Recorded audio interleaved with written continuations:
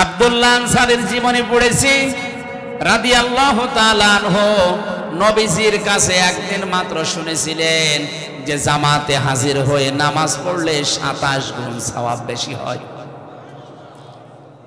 অনেকে এই সওয়াবটা কিছু মনেই করে না, যেখানে সেখানে একা একা নামাজ পড়ে নিচ্ছে না। যদি কেউ জামাতে হাজির হয়ে নামাজ পড়তে পারে, একা একা 27 বার নামাজ পড়লে যে সওয়াব হবে, একবার জামাতে হাজির হয়ে নামাজ পড়লে ওই সওয়াব হবে। মুসাফিরের জন্য, জেলখানায় কয়েদিদের জন্য, এবং কোন ঝামেলা যদি মসজিদে দেরা ছাড় আছে তাদের জন্য শর্ত না। কিন্তু কোন মানুষ যদি সময় সুযোগ আছে এরপরও জামাতে হাজির হয়ে ইচ্ছা করে নামাজ না পড়ে, হাদিস এসেছে ওর নামাজ হবে না। নামাজের হক যেটা, ওয়াকিমুস সালাতা ওয়া আতুজ যাকাতা ওয়ারকাউ মা'আর রাকিঈন। 43 নম্বর আয়াত সূরা বাকারার আল্লাহ পাক বলেন, নামাজ কায়েম করো, যাকাত দাও, আর রুকুকারীদের সাথে রুকু করো। তার মানে জামাতে হাজির হয়ে নামাজ পড়ো। আশা করছি আমাদের জীবনে জামাত যেন নষ্ট না হয়, বলেন আমিন। হযরতে আব্দুল্লাহ আনসারী রাদিয়াল্লাহু তাআলা আনহু মসজিদে সবার পরে যান, সালাম ফেরানো শেষ হয়ে গেলেই তিনি আবার দৌড় দেন বাড়ির দিকে। 3 দিন হযরতে ওমর দৃশ্যটা লক্ষ্য করে নবীজির কাছে নালিশ দিলেন, হে রাসূল, এ আব্দুল্লাহ আনসারী বারবার নামাজে আসে ঠিক, তো সবার পেছনে আসে, নামাজ সালাম ফেরানো শেষ হয়ে গেলেই দৌড় দেয়।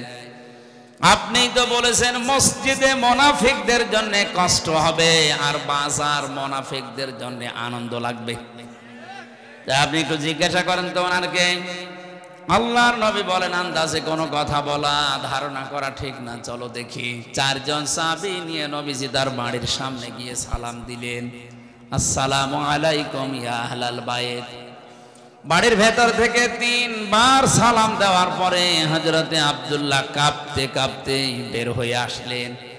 নবীজি বললেন, আব্দুল্লাহ, তুমি তো জানো আমি নবী যদি কারো উপরে রেগে যায়, রাগ করি, মন খারাপ থাকে, তাকে আল্লাহ জান্নাতে দেবে না। কেন 3 বার ডাকা লাগলো? সাহাবী বলে, হুজুর, আমার কিছু কারণ আছে। বিশ্বনবী বলেন, ওমর সহ কিছু সাহাবী তোমার নামে নালিশ দিয়েছে। তুমি সবার পেছনে যাও মসজিদে, সবার আগে তুমি নামাজ শেষ করে দৌড় দাও। কারণ কি? সাহাবী বলে, ইয়া রাসূলুল্লাহ, ইয়া হাবিবাল্লাহ, আমি মসজিদে যে আপনার কথা শুনতে আমারও মনে চায়, কিন্তু আমরা স্বামী স্ত্রীর এমন একটা পোশাক আছে শুধু নামাজের, বাকি যে পোশাক আছে এগুলো দিয়ে নামাজ পড়া যায় না। এই জন্য আমার স্ত্রীকে ঘরের মাঝে পাশে একটা গর্ত করে ওখানে আমি রেখে যাই। নামাজটা শেষ করার পরে আমার মনে হয় শুধু নিজে বাঁচলে হবে না, হালকেও বাঁচাতে হবে। তাড়াতাড়ি করে নামাজ শেষ করে চলে আসি। ওই পোশাকটা স্ত্রীকে দিয়ে বাকি যে ছেঁড়া সেটা পোশাক আছে ওইগুলো নিয়ে আমি ওই গর্তের ভেতরে বসে থাকি যতক্ষণ আমার স্ত্রীর নামাজ চলে।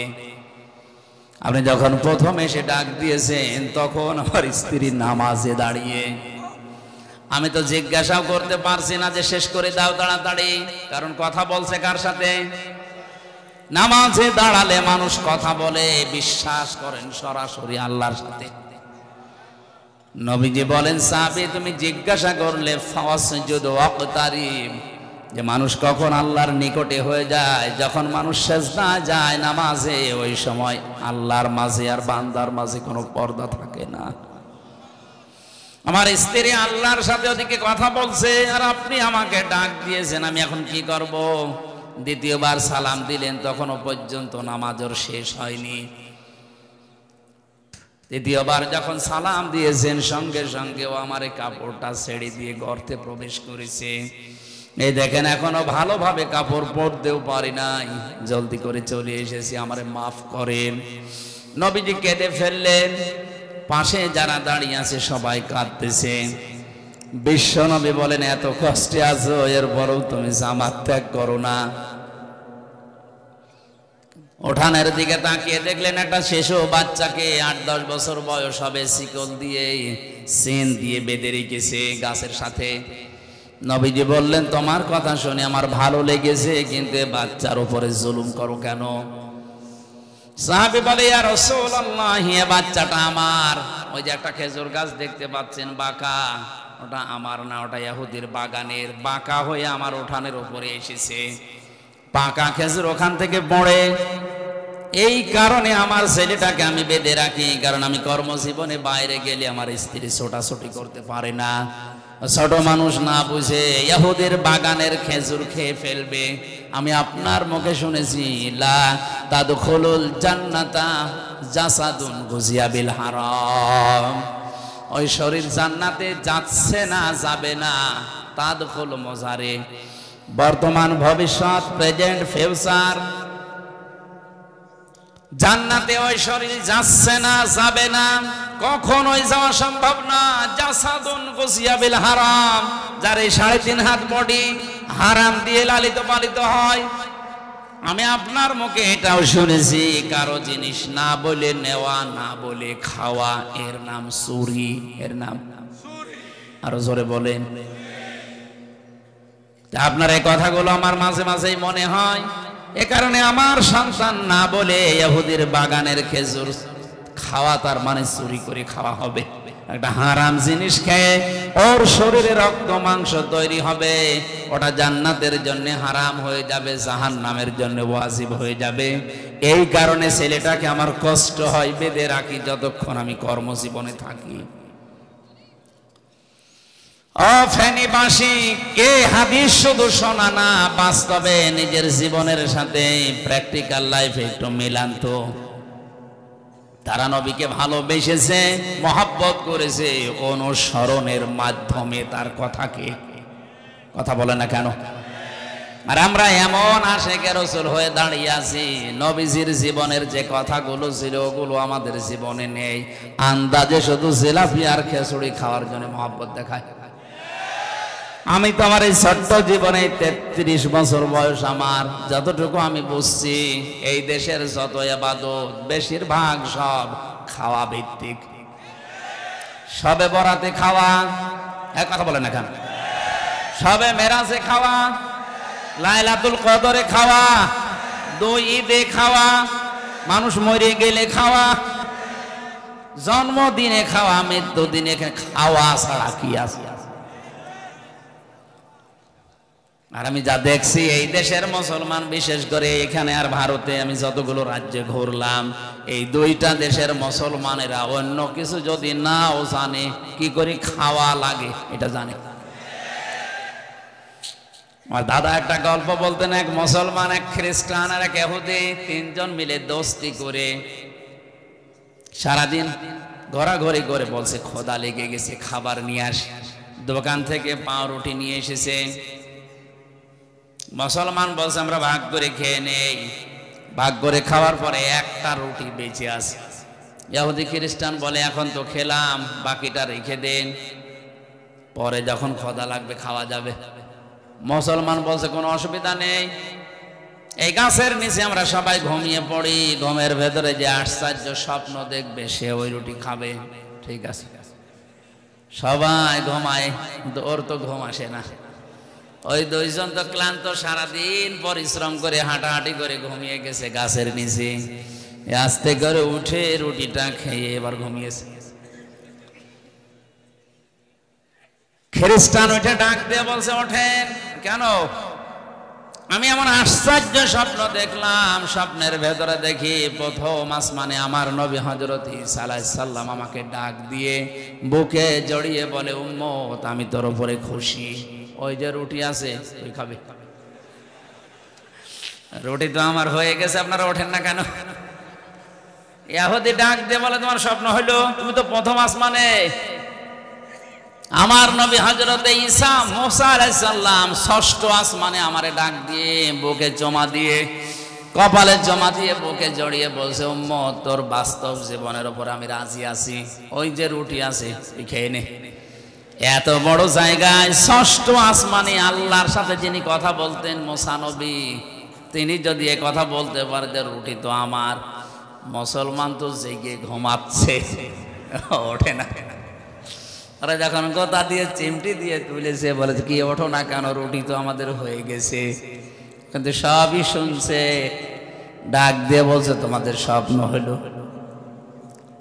তোমরা যখন ঘুমিয়ে গিয়েছো আমি দেখি বিশাল এক দৈত্য দানব আমার সামনে এসে বলছে, এই মুসলমান যদি বাঁচতে চাস রুটি খা।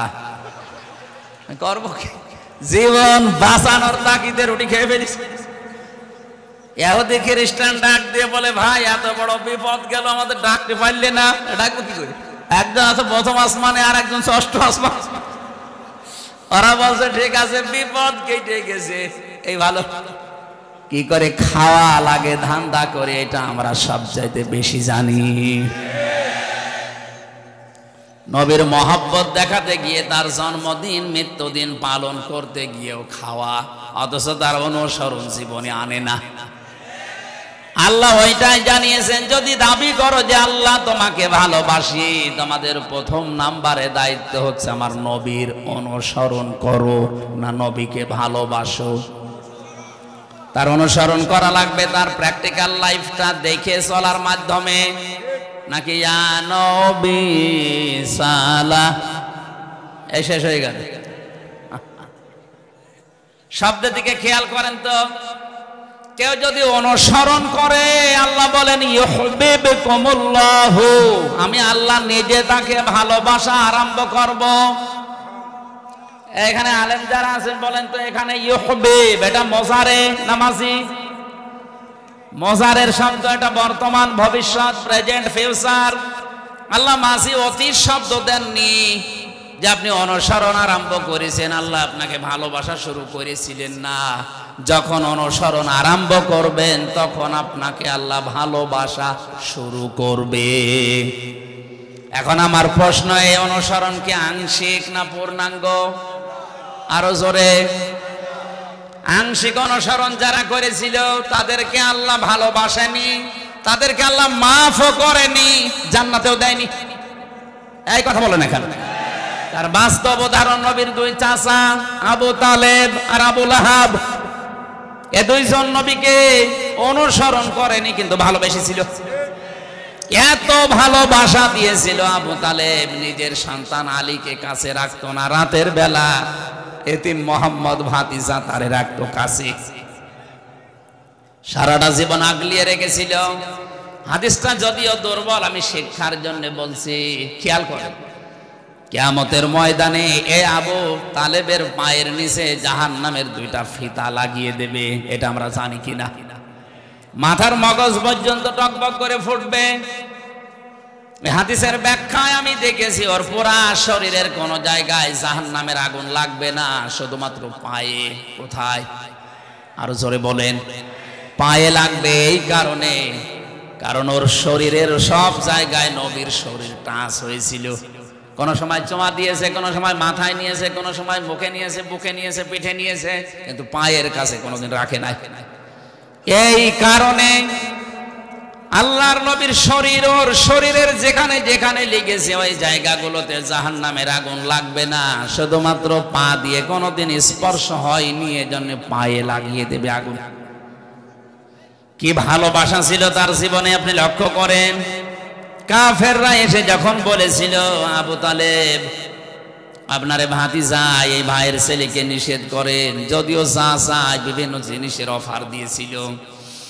নবীজি আসার পরে তাকে ডাক দিয়ে বলে, মুহাম্মদ ওরা এসেছিল, এই অফার গুলো দিয়েছে, তুমি কি করবা? বিশ্ব নবী বলেন, চাচা ওরা যেটা দিতে চায়, সুন্দরী নারী, গাড়ি বাড়ি, ক্ষমতা, ধন সম্পদ, এগুলো তো দেওয়া সম্ভব। যেটা দেওয়া সম্ভব না, আকাশের ওই চাঁদ যদি আমার বাম হাতে, সূর্য যদি ডান হাতে এনে দেয়, যে কালেমাটা নিয়ে এসেছি, 1 সেকেন্ডের জন্য এ দাওয়াত বন্ধ করা সম্ভব না। ওই দিন আবু তালেবের ভাষা শোনেন, ডাক দিয়ে বলেছে, ভাতিজা মুহাম্মদ তোমার কাজ তুমি চালিয়ে যাও, আমি তোমার ধর্ম গ্রহণ করলাম না, কিন্তু তোমারে আমি বাধা দেব না। কেউ বাধা দিতে আসলেও আমি তারে নিচে ঠেকাবো। আপনি এতে ভূমিকাও রাখতে পারেন না। এত কঠোর অবস্থায় ছিল আবু তালেব, এরকম ভয়ঙ্কর মুহূর্তেও ছিল তার পেছনে। এরপরেও লোকটা যেদিন মারা যাচ্ছিল, বিশ্ব নবী এসে তার বালিশের কাছে বসে বসে বলেছিলেন, ইয়া আম্মি আবি তালিব কুল লা ইলাহা ইল্লাল্লাহ হাজ্জুল লাকা ইনদাল্লাহি ইয়াউমাল কিয়ামাহ, রাহুল বুখারী। হে চাচা, জোরে বলা লাগবে না, শুধু আমার কানের কাছে মুখ নিয়ে আস্তে করে বলেন লা ইলাহা ইল্লাল্লাহ। আপনি মুহাম্মাদুর রাসূলুল্লাহ বলার দরকার নেই, শুধু আল্লাহর ঘোষণাটা দেন, কিয়ামতের দিন আমি ঝগড়া করে আপনাকে জান্নাতে নিয়ে যাব। পাশে আবু জেহেল আর আবু সুফিয়ান দাঁড়িয়েছিল, ডাক দিয়ে বলে, নেতা পড়বা, সারা জীবন বাপ দাদার ধর্ম অনুসরণ করলে, এখন ভাতিজার নতুন ধর্ম গ্রহণ করে কলঙ্কিত হবা, মানুষ তোমার ভীরু বলবে, কাপুরুষ বলবে। আবু তালিব ডাক দিয়ে বলে, ভাতিজা মুহাম্মদ আমারে মাফ করে দিও, তোমার কালিমাটা আমি পড়তে পারলাম না। জোরে বলেন নাউজুবিল্লাহ। নবীজির মন খারাপ হয়ে গেল, সঙ্গে সঙ্গে কোরআনে কারিমের আয়াত আল্লাহ নাযিল করলেন, ইন্নাকা লা তাহদি মান আহবাবতা ওয়ালাকিন্নাল্লাহা ইয়াহদি মান ইয়াশা ওয়া হুয়া আ'লামু বিল মুহতাদিন। সূরা কাসাসের 56 নম্বর আয়াতে আল্লাহ পাক বলেন, হে নবী আপনি মন খারাপ করেন কেন? হেদায়েত তো আপনার হাতে দেয়নি যে যাকে ইচ্ছা তাকে দিয়ে দেবেন। এই লোকটা আপনার চাচা, আমি জানি, সারা জীবন আপনাকে ভালোবাসা দিয়েছে, বুকে আগলিয়ে রেখেছে, কোলে পিঠে নিয়ে মানুষ করেছে, আমি দেখেছি, কিন্তু লোকটা আপনার অনুসরণ করে নাই, এই জন্য আমি আল্লাহ ওকে মাফও করি নাই। হেদায়েত কে পাবে ওটা আপনার চাইতে আমি আল্লাহ ভালো জানি। এরপরেও নবীজি ওর কবরের পাশে দাঁড়িয়ে দুহাত তুলে দোয়া করেছে, রব্বুল আলামিন তুমি আমার চাচা আবু তালিবকে মাফ করে দাও, কারণ তার যে শ্রম, তার যে কষ্ট আমার জীবনে আমি তো দেখেছি, তুমি আমার চাচাকে মাফ করে দাও। সঙ্গে সঙ্গে জিবরাইল এসে বলে, হে নবী হাত নামান। কার জন্য হাত তুলেছেন? মা কানা লিন-নাবিয়্যি ওয়াল্লাযীনা আমানু আইয়াস্তাগফিরু লিল মুশরিকিন ওয়ালাউ কানু উলি কুরবা মিন বা'দি মা তাবায়্যানা লাহুম আন্নাহুম আসহাবুল জাহিম। সূরা তাওবা 113 নম্বর আয়াত আল্লাহ পাক বলেন, হে নবী হাত নামান। কার জন্য হাত তুলেছেন? এ লোকটা আপনার চাচা, এটা তো আমি জানি, আপনাকে সারা জীবন ভালোবেসেছি, আমি দেখেছি, কিন্তু লোকটা তো মুশরিক। লোকটা কি? কোন নবীর জন্য, কোন ইমানদারের জন্য জায়েজ না, শোভনীয় না, উচিত না, এটা বৈধ না যে কোন মুশরিকের জন্য আমি আল্লাহর কাছে ক্ষমা চাবে। কাকে বলছে?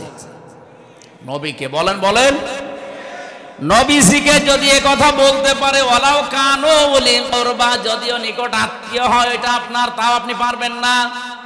অথচ বাংলাদেশে টাটকা মুশরিক মরে যায়, আমরা দোয়া করে জান্নাতে দিয়ে আসি, মনে হয় কন্ট্রাক্টর নিয়েছে। আর ওরাও পাগল, ওরা মনে করে না এত বড় হুজুর দোয়া করছে আল্লাহ জান্নাত দেবে। নবীর হাত আল্লাহ ফেরত দিচ্ছে, আমির হামজার হাতের উপর বাড়ি মারবে না?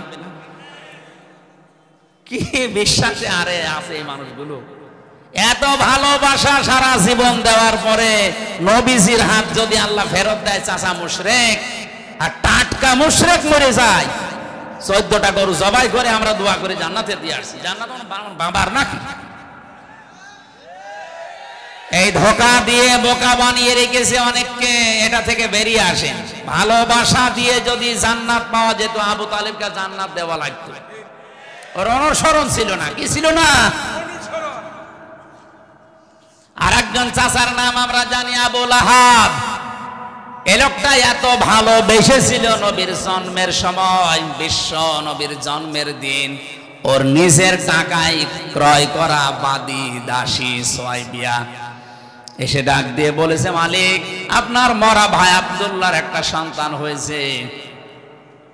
আবু লাহাব ডাক দিয়ে বলে, দেখো জীবনে কোনোদিন তুমি আমার কথার অবাধ্য হয়ে বাড়ির বাইরে যাওনি, আজকে কোথায় গিয়েছিলে?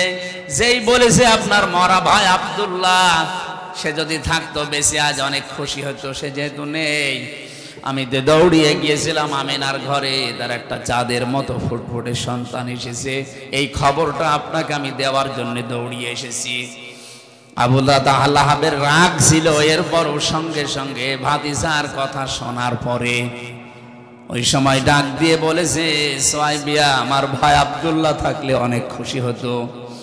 ভাই যখন নেই, আমি তো এই ছেলেটার চাচা, এত খুশির সংবাদ আমারে দিলে, এই 2টা আঙ্গুল দিয়ে বলেছিল, তোরে আমি মুক্ত করে দিলাম, যা, তোর আর আমার বাড়িতে কাজ করা লাগবে না।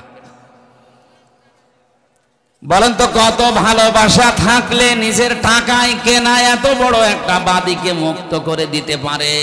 আপনি তো 2 টাকাও দিতে চান না। ভালোবাসা কম ছিল না, কিন্তু তার বিরুদ্ধে আমার আল্লাহ কোরআনের আয়াত নাজিল করেছে। যখনই বিশ্বনবী কালেমার দাওয়াত দিয়েছে, লোকটা অনুসরণ করে নাই, আগের ভালোবাসাও ভুলে গেছে, অনুসরণ বাদ দিয়ে পাথর মেরেছে। কথা বলেন না কেন?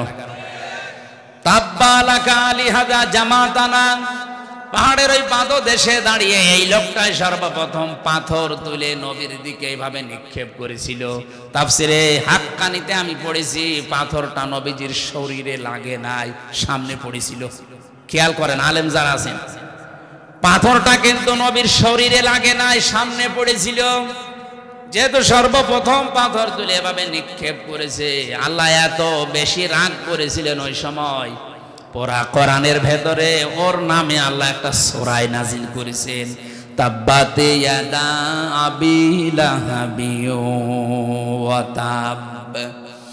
আল্লাহ পাক বলেন, ধ্বংস হয়ে যাক আবু লাহাবের 2 হাত এবং সে নিজে, এবং ধ্বংস হয়েছে।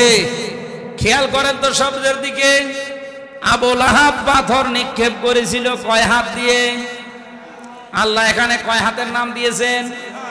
ইয়াদা নেছিল, শব্দটা নুন পড়ে গেছে। ইয়াদা শব্দের শাব্দিক অর্থ হচ্ছে 2 হাত। আল্লাহ অবিচার করে ফেলেছে আবু লাহাবের উপরে। ভালো করে বলেন না, মানে ও তো পাথর নিক্ষেপ করেছিল 1 হাত দিয়ে, ধ্বংস করলে 1 হাত করবে, 2 হাত করলো কেন? আপনি যে কোনো জিনিস এভাবে দূরে যদি ছুঁড়ে মারতে চান, দেখবেন 1 হাত দিয়ে হয় না, এ হাতও নড়াচড়া করে। কথা বলেন না কেন? আল্লাহ পাক এটাও সহ্য করেন নবীর বিরুদ্ধে। এ হাত দিয়ে যদিও পাথর মেরেছে, পাথরটা শরীরে না লেগে সামনে পড়েছিল, কিন্তু এই হাত কিছুই করে নাই, শুধু নড়াচড়া করে সাপোর্ট দিয়েছে। এই জন্য এই হাতও আল্লাহ ধ্বংস করে দিয়েছে। আজ বিশ্বে যারা বিশ্ব নবী এবং তার আলেমদের বিরুদ্ধে এই হাত, ক্ষমতার হাত, সম্পদের হাত ব্যবহার করছেন, আর পেছন দরজা দিয়ে বাম হাতের মতো অনেকেই নাড়াচাড়া দিয়ে সাপোর্ট দিচ্ছেন। আমি নিচে নামলাম না, এরপরেও যদি না বোঝার ভান করে থাকেন, এদিকে আসে, ওর যদি 2 হাতই ধ্বংস হয়ে যায়, আপনার কিছু থাকবে? ওর শুধু ধ্বংস হয়েছে তা না, মা গনা আনহু মালুহু ওয়া মা কাসাব। ও যা অর্জন করেছিল সম্পদ, ক্ষমতাও, কিন্তু মন্ত্রী ছিল, ওর কিচ্ছু কাজে আসে না নবীর বিরুদ্ধে অবস্থান নেওয়ার কারণে। ওর ভালোবাসা জীবনে কম ছিল। আরো জোরে বলেন। ও যে জাহান্নামে গেছে, আর কারো ফতোয়া লাগবে? এর পরবর্তী আয়াতে আল্লাহ বলেন, সায়াসলা নারান যাতা লাহাব, অতি শীঘ্রই আমি আল্লাহ তাকে লেলিহান অগ্নিকুণ্ডে প্রবেশ করাবো। আল্লাহ যদি বলেন প্রবেশ করাবো, এখানে কোনো সন্দেহ? শুধু এতটুকু আল্লাহ শেষ করেনি, অমরাতুহু, তার স্ত্রীকেও দেব। আমার প্রশ্ন হচ্ছে, তার স্ত্রীর দোষটা কি?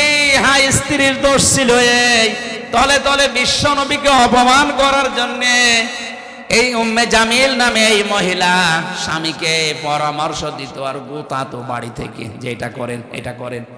আজ উম্মে জামিলের অনেক বোন আছে, অনেক খালা আছে, তারা নিজেরা হয়তো ওভাবে আলেমদের বিরুদ্ধে লাগে না, বাড়ির লোকদেরকে খোঁচায় যে এটা করতে পারো না। উম্মে জামিলকে আল্লাহ যদি আয়াত নাযিল করে জাহান্নামী ঘোষণা দেয়, আপনিও জাহান্নামী যদি আলেমদের পেছনে এভাবে লেগে থাকেন। দুইজন চাচার কথা বললাম, দুইজনই শুধু ভালোবাসা ভালোবাসা ভালোবাসা, অনুসরণ ছিল না। দুইজনেই জাহান্নামী, দুইজনেই। আরো জোরে বলেন। সিস্টেম অপর পৃষ্ঠায় দেখুন, আরো দুইজন চাচার নাম আমরা জানি, একজন আব্বাস আর একজন হামজা রিদওয়ানুল্লাহি তাআলা আলাইহিম আজমাইন। তাদের জীবনে শুধু ভালোবাসা ছিল না, ভালোবাসতো তারা মাস্ট বি, পাশাপাশি তারা অনুসরণ করে দেখিয়েছে। হযরতে আব্বাস নবীর অনুসরণ করেছে, তার বাস্তব প্রমাণ মুসলিম শরীফের হাদিস। عن عباس رضي الله تعالى عنه قال قال النبي صلى الله عليه وسلم من سقى طعم الإيمان من رضي بالله ربا وبإسلام دينا وبمحمد صلى الله عليه وسلم نبيا ورسولا رواه مسلم। হযরতে আব্বাস থেকে বর্ণিত, তিনি বলেন কেউ যদি ঈমানের স্বাদ পেতে চায় দুনিয়ায় তিনটা কাজ তাকে করা লাগবে। এক নম্বরে যে আল্লাহকে রব পেয়ে খুশি আছে। এই হাদিসের প্রথম অংশ পড়ার পরে আমি যেটা বুঝি, বাংলাদেশের ৯৬% মুসলমান ঠিক আছে, কিন্তু ৬% মানুষও আল্লাহকে রব পেয়ে খুশি নেই। এখন যদি বলেন এত বেশি এত বেশি ডিফারেন্স, আপনি হিসাব করে দেখেন। আল্লাহকে রব পেয়ে যারা খুশি, রবের অর্থ ১৯টা। এর প্রথম অর্থ রব মানে আইনদাতা। রব মানে, আমি কি এগুলো বানাচ্ছি? রব মানে আইনদাতা, যিনি বানিয়েছে তার আইন চলবে, এটাই ফাইনাল। অথচ ৫৩ বছর পার হয়ে গেল, এ দেশটা স্বাধীন হয়েছে, ৯৬% আমরা মুসলমান বাস করি। ওই রবের একটা আইনও আজ এ দেশে কায়েম নেই। আপনি রবকে রব পেয়ে খুশি আছেন কি করে? খালি মুখের কথা। আমার মাঝে মাঝে দাদা, আমার জেলখানায় থাকতে আমার দাদাটা মারা গেছে, উনি কিছু গল্প বলতো শিক্ষামূলক। বলতো হামজা, এদেশে ৯৬% মুসলমান, ওটা শুধু আদমশুমারিতে আর ওই আগা কাটা আছে, তাছাড়া ৯৬% মুসলমান। ৫১% যদি মুসলমান বাংলাদেশে মান সাকা তামাল ঈমান মান রাদিয়া বিল্লাহি রব্বা, এই হাদিস অনুযায়ী তৈরি হয়ে যায়, এই দেশে আল্লাহর আইন ছাড়া অন্য কিছু চলার কথা না। উদাহরণ দিতে গিয়ে বলতো, একজন গরিব মানুষ রিকশা চালায়, বহু কষ্ট করে ১ কেজি মাংস কিনেছে খাসির। বৌমাকে বলছে রান্না করো, আমি গোসল করে আসি। রান্না কমপ্লিট করে চিন্তা করছে দেখি কেমন লাগে, খেতে খেতে প্রায় সব খেয়ে ফেলেছি। শ্বশুর এসে বলছে কই দাও, মৌলা দিয়েছে, আলু দিয়েছে, কিন্তু গোশত দেয় না। ডাক দিয়ে বলছে কই আসল জিনিস? শ্বশুর আব্বা বলবো কি, আপনি যখন গোসল করতে গেলেন, আমি রান্না কমপ্লিট করার পরে ঢাকনা দিয়ে ঢেকে রেখে পানি আনতে গেছি। পানি এনে দেখি ওই যে দুষ্টু বিড়াল সব খেয়ে ফেলেছে, আর নেই। শ্বশুর মনে মনে চিন্তা করছে ১ কেজি মাংস রান্না কমপ্লিট, ঢাকনা দিয়ে ঢেকে রেখেছে, পানি আনতে গেল কয় মিনিট লাগে, এর ভেতরে বিড়াল খেয়ে ফেললো। একই বিড়াল পাশে তাকিয়ে দেখে মিউ মিউ করছে, চেপে ধরেছে। ৪ হাত পা রাইট করে রশি দিয়ে বেঁধেছে, দাড়ি পাল লাইনে ওজন দিয়ে দেখে ১ কেজি। বৌমা, এটা যদি বিড়াল হয় যদি মাংস কই? কারণ এই বিড়াল যদি ১ কেজি মাংস খায়, ওজন হবে ২ কেজি। আর এটা যদি মাংস হয় তাহলে বিড়াল কই? ৯৬% মুসলমান, শুধু আদমশুমারি আর ওই মুসলমানি দেওয়া এই। আর এখন তো অনেকেই, বিশেষ করে এই দেশে মুসলমানি দেওয়াকে এমন কায়দায় নিয়ে গেছে, এটা একটা ব্যবসা বানিয়েছে। ২০ বছর ছেলের বয়স, মুসলমানি দেয় না। কি চাচা, এত বড় ছেলে, টাকা পাবো কোথায়? টাকা নেই আমার, ওরও, এই জন্য মুসলমানি দেয় না। একটা ছেলে মুসলমানি দিতে কয় টাকা লাগে? ১,০০০ টাকা দিলে গোড়া থেকে কেটে বাদ দিয়ে দেয়। ২০০ টাকা দিলে কেটে দেয় ১,০০০, ৫টা মুসলমান হয়ে যাবে।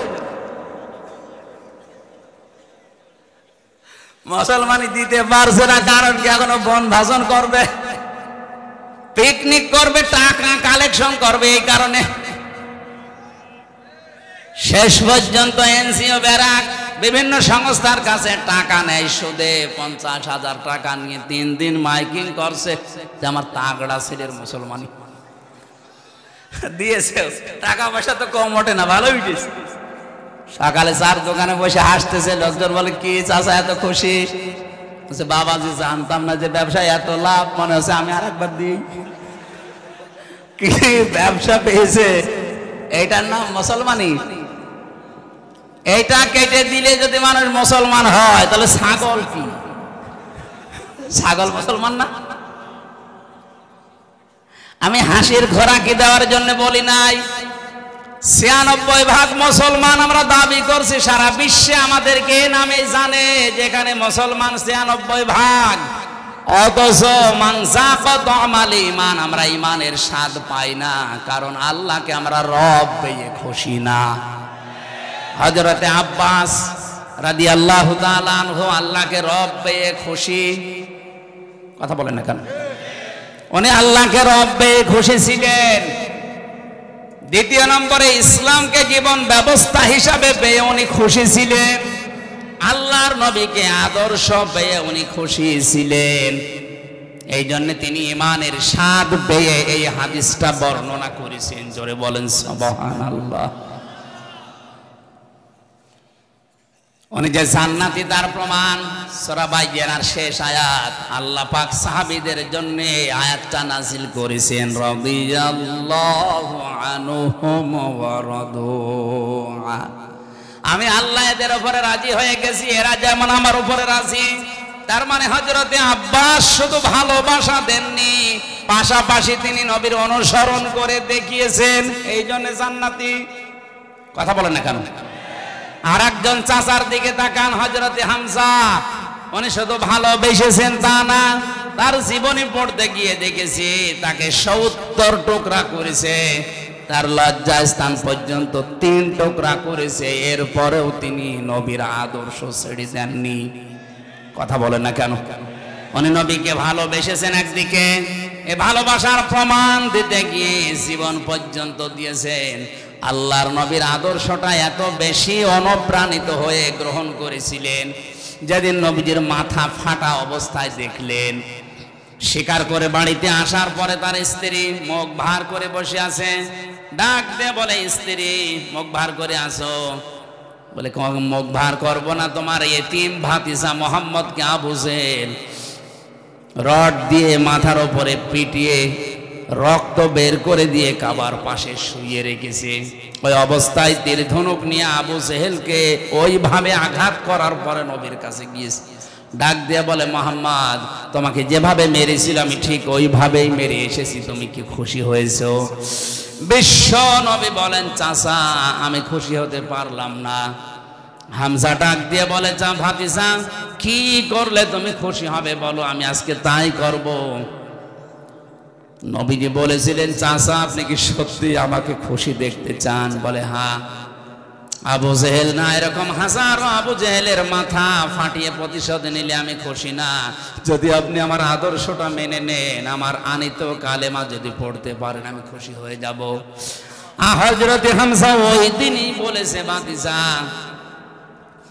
প্রতিশোধে যখন তুমি বিশ্বাসী না, তোমার চরিত্র তো আমি আগেই জানি।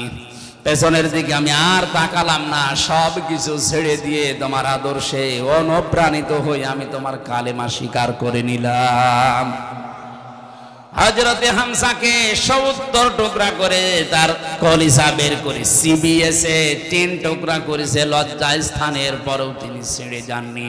তিনি জান্নাতি না জাহান্নামী? তিনি যে জান্নাতি তার প্রমাণ কোরআনে কারীম। হযরতে হামজার ছোট একটা মেয়ে ছিল, জীবনী পড়তে গিয়ে দেখলাম সে এসে বলছে, হে রাসূল, হে আমার চাচাতো ভাই, আমার বাবা শহীদ হয়েছে, আমি শুনেছি বাবা শহীদ হয়েছে, আপনি আমারে বলেন বাবা শহীদ হলে তো জান্নাত পাওয়ার কথা, কারণ আমি কোরআনে পড়েছি, ওয়ালা তাহসাবান্নাল্লাযীনা কুতিলু ফি সাবিলিল্লাহি আমওয়াতা বাল আহইয়াউন ইনদা রাব্বিহিম ইউরযাকুন। সূরা আলে ইমরানে আল্লাহ পাক বলেন, হে নবী, যারা আমি আল্লাহর রাস্তায় শহীদ হয়, যাদেরকে হত্যা করা হয়, মানুষগুলোকে আপনি মৃত বলবেন না, এরা জীবিত। শুধু জীবিত না, এরা আমি আল্লাহর কাছে খাবার খাই। জোরে বলেন সুবহানাল্লাহ। হযরতে হামজা যে খাবার খেয়েছেন তার প্রমাণ হচ্ছে মেয়েটা ডাক দিয়ে বলে, আমার বাবা জান্নাতে, এটা আমি দেখতে চাই। বিশ্বনবী বলেন, বোন আমার জান্নাতে আছে, আমি এখন দেখাবো কি করে। হঠাৎ করে আকাশের দিকে তাকিয়ে ছোট মেয়েটা বলছে, আব্বু আমি এখানে। বিশ্বনবী বলেন, বোন কাকে ডাক দাও? মেয়েটা বলে, ইয়া রাসূলুল্লাহ, ওই যে আকাশের দিকে তাকিয়ে দেখলাম কিছু পাখিদের সাথে আমার বাবা পাখা লাগিয়ে উঠতেছে। নবীজি বলেন, বোন আমার, ওটা আকাশ না, ওটা আল্লাহর জান্নাত। ফেরেশতাদের সাথে তোমার বাবা পাখা লাগিয়ে জান্নাতের ভেতরে ভ্রমণ করছে। হযরতে হামজা এতটুকু শেষ করেননি। কোন মানুষ যদি মারা যায় ঈমান নিয়ে, সে কবরে থাকবে, ঘুমিয়ে থাকবে, কিয়ামতের দিন একবারে উঠবে, এতটুকুই শেষ, আর কিছু নেই। যারা আলেম আছে তাদেরকে বলছি, রশিদ ভাই, যারা ঈমান নিয়ে মারা যাবে, কবরে থাকবে, ঘুমিয়ে থাকবে, কিয়ামতের যেদিন সিংহায় ফুৎকার দেওয়া হবে ওই দিন উঠবে, আর কিছু আছে? নেই। কিন্তু কেউ যদি শহীদ হয়, শাহাদাতের মরণ পায়, এই লোকটা মরণের পরে ঘুমাবে না, ওই লোকটা জীবিত, এবং আল্লাহ নিজে তাদেরকে খাবার খাওয়াবে। আমরা জানি মানুষ ঘুমিয়ে থাকলে খাবার খাওয়া, বলেন বলেন, জেগে থাকলে খাবার খাওয়া লাগে, আর খাবার খেলে রক্ত, গোশত, মাংস তৈরি হয়। হযরতে হামজাকে যেখানে কবর দিয়েছে, 30 বছর পরে কবরটা ভেঙে গিয়েছিল। মদিনা একবার প্রচন্ড ঢল হওয়ার কারণে পানির সাথে রক্ত ভেসে আসছিল। ওই সময় যারা তার সাথে যুদ্ধ করেছিল তাদের এখন মুরব্বি হয়ে গেছে। রক্ত অনুসন্ধান করতে গিয়ে দেখে 30 বছর আগে উহুদের ময়দানে হযরতে হামজাকে যত টুকরা টুকরা করেছিল, সেই সমস্ত জায়গা থেকে তাজা রক্ত ফিনকি দিয়ে বের হচ্ছে। মানে যদি খাবার না খাবে, এতে রক্ত এলো কোথায়? এক কথা বলছে না কেন? এই জন্য পৃথিবীতে যারা শহীদ হচ্ছে, যারা শাহাদাতের মরণ পাচ্ছে, যারা গুম হয়ে যাচ্ছে, যাদেরকে বিনা কারণে হত্যা করা হচ্ছে, আপনি মৃত বলবেন না। আর ওদেরকে আল্লাহ এমনিতে এভাবে মরণও দেয় না। ওয়ালিয়ালামাল্লাহুল্লাযীনা আমানু ওয়া ইয়াত্তাখিযা মিনকুম শুহাদা। সূরা আলে ইমরানের 140 নম্বর আয়াতের শেষের দিকে আছে, কিছু মানুষের জীবন যৌবন, কিছু মানুষের কর্মজীবন আমি আল্লাহর কাছে ভালো লাগে, ওদেরকে শাহাদাতের মরণ দিয়ে আমি আল্লাহ ধন্য করি। জোরে বলেন সুবহানাল্লাহ। সুতরাং যারা শাহাদাতের মরণ পাচ্ছে, উল্টা পাল্টা ধারণা করবেন না, ওরা কিন্তু জীবিত। 70-80 বছরে আর কি খেয়েছে, এখন কিয়ামত পর্যন্ত আল্লাহ নিজে তাদেরকে খাওয়াবেন। এই জন্য জেলখানায় 3টা বছর আমার সারা জেলখানায় 3টা বছরই প্রতিদিনের তাহাজ্জুদের দোয়া ছিল, আল্লাহ তুমি আমারে মরণ দিও, আল্লাহুম্মা ইন্নী আসআলুকা শাহাদাতান ফি সাবিলিক। এমনি আমি মরণ চাই না, আল্লাহ যদি মরণ আমারে দাও, তুমি শাহাদাতের মরণ দিও।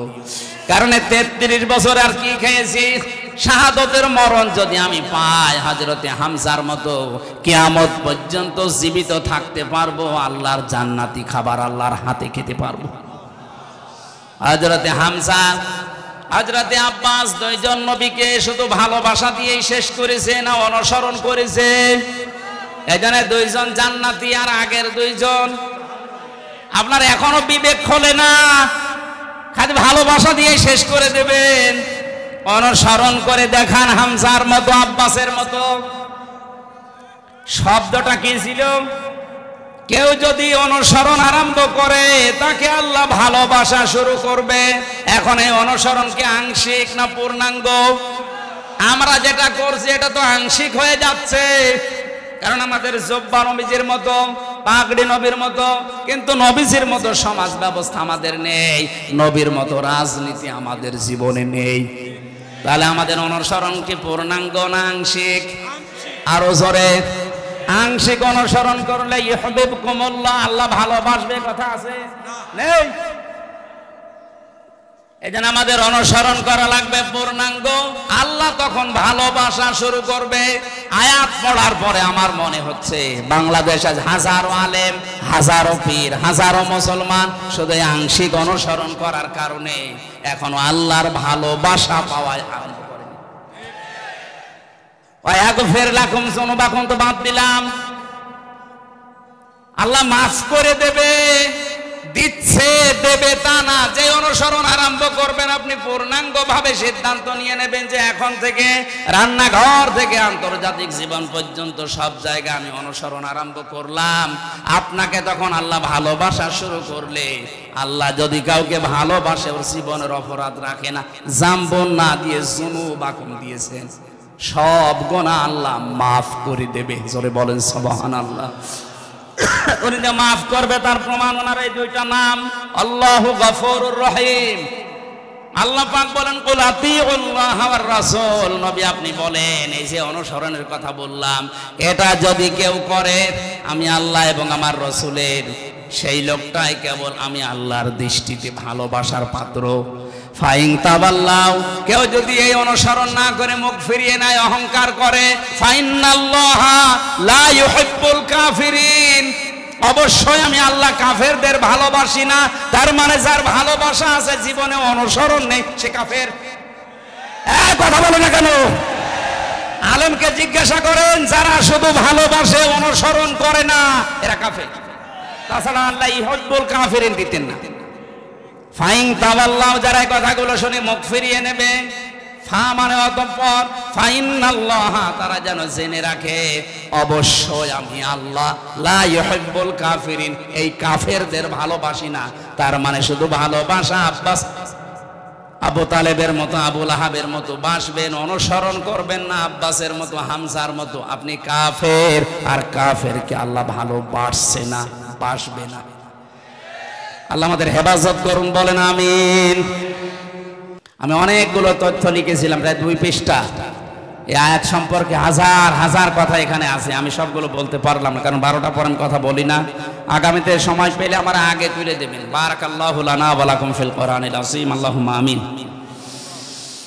রব্বানা যালামনা আনফুসানা ওয়া ইল্লাম তাগফির লানা ওয়া তারহামনা লানাকুনান্না মিনাল খাসিরিন। রব্বুল আলামিন, ফেনী জেলার এই ময়দানের দিকে তাকিয়ে দেখো, হাজার হাজার বান্দা বান্দি কোরআনে কারীম রাত 12টা পার হয়ে গেছে, চাতক পাখির মতো তাকিয়ে আছে। তাফসীরুল কোরআন মাহফিলে যতটুকু বোঝার চেষ্টা চালিয়েছি আমরা, যতটুকু বুঝেছি, প্র্যাকটিক্যাল লাইফে আমল করার তৌফিক দাও।